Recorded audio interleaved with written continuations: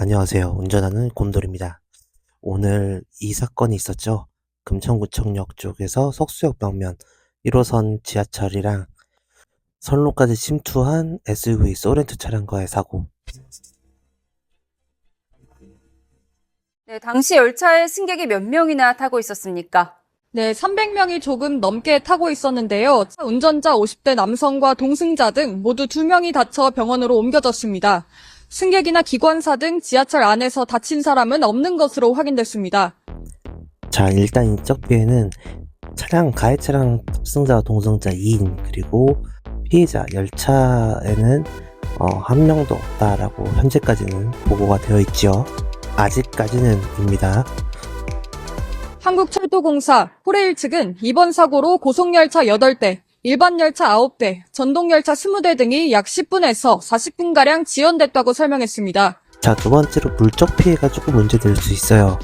이 가해 차량의 소렌토, 이거는 가해 차량이 본인이 알아서 할 문제고, 이 피해차 열차가 한 대 부셔졌죠.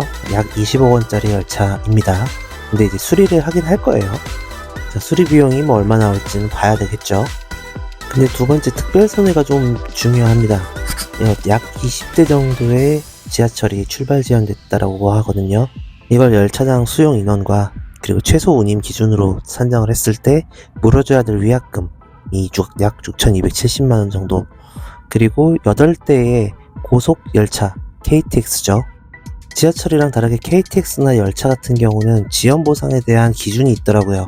20분에서 40분 사이면 12.5% 최소 위약금으로 기준 잡고 12.5%로 기준을 잡으면 1인당 위약금이 약 일반석 기준으로 228만원이 됩니다. 근데 이제 특석 같은 경우에는 34만원 되고, 이게 근데 8대잖아요. 그래서 다 합치면 2,090만원 정도의 손해액이 간접 손해액으로 발생이 됩니다. 그럼 이번에는 일반 열차 9대도 출발 지연됐다고 하는데, 가장 저렴한 무궁화호 기준으로 보면 한 대당 수용 인원은 약 480명이고요. 위약금을 계산해 보게 되면 이렇게 됩니다. 이 위약 금액은 최소 운임 기준으로 잡았을 때의 기준이고요. 이거는 서울역에서 제천까지를 기준으로 한 기본 요금의 위약금입니다. 경찰 조사 결과 승용차를 운전한 50대 남성은 술을 마시고 운전대를 잡은 건 아닌 것으로 확인됐습니다. 운전자는 앞서 인근 삼거리에서 교통사고가 나서 브레이크가 고장이 났고 그 뒤에 차가 옹벽을 뚫고. 과연 이 말이 사실일까요?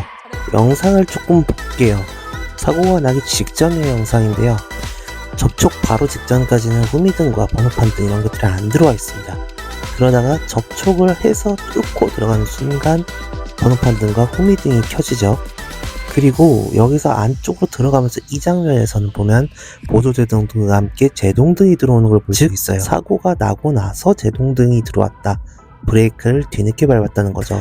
게다가 앞선 삼거리에서 사고가 먼저 발생이 됐었는데, 그래서 그때 브레이크가 고장났던 것 같다라고 얘기를 했거든요. 근데 이 브레이크라는 거의 메커니즘과 작동 원리, 그리고 위치를 보게 되면, 자, 일단 위치는 이렇습니다. 바퀴 안쪽에 숨어 있고 하체 부분들과 연결이 되어 있죠. 그러다 보니 이게 물리적으로 파손돼서 브레이크가 작동을 안 하려면 최소한 진짜 이 정도의 손상은 있어야 됐었어요. 근데 사고 당시 영상과 사진들을 보게 되면 기존 사고가 있었던 부분들이 이 정도의 큰 파손이 있었던 것 같아 보이진 않고요. 또 다른 가능성이 있다라고 한다면 브레이크의 작동 원리를 방해하는 그런 요소가 첫 번째 사고로 있었을 수도 있거든요. 그런데 그 가능성도 현저하게 낮은 게, 일단 브레이크 작동 원리를 볼게요. 이렇게 운전자가 브레이크 페달을 밟으면 밟는 순간 브레이크 부스터가 작동하고 브레이크 액이 투입이 되면서 마스터 실린더에서 이렇게 브레이크 캘리퍼까지 유압을 전달합니다. 그래서 브레이크 패드를 조여서 브레이크 디스크와 마찰로 인해서 차량을 세우게끔 해주는 원리를 가지고 있거든요.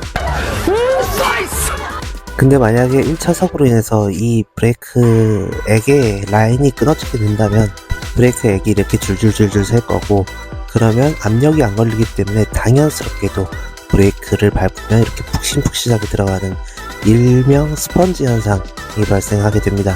1차 사고 이후에 브레이크가 엄청나게 푹신푹신해지고 제동력이 확 감소하기 때문에 이걸 운전자가 몰랐을 리가 없거든요. 몰랐다면 더 큰 문제고요. 아무튼 이 사건은 이렇게 세 가지만 조사하면 될 것 같습니다. 첫 번째로는 사고 차량의 브레이크 패드나 디스크에 파손이 있는가, 첫 번째 사고로 이 파손이 있었는지를 보는 거고요.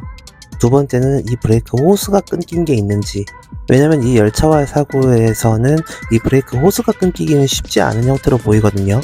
그래서 만약에 이 브레이크 호스가 끊겨 있는 게 있다면 운전자 말대로 1차 사고에서 끊어졌을 수 있는 가능성도 있기는 하다 라고 볼 수 있겠습니다.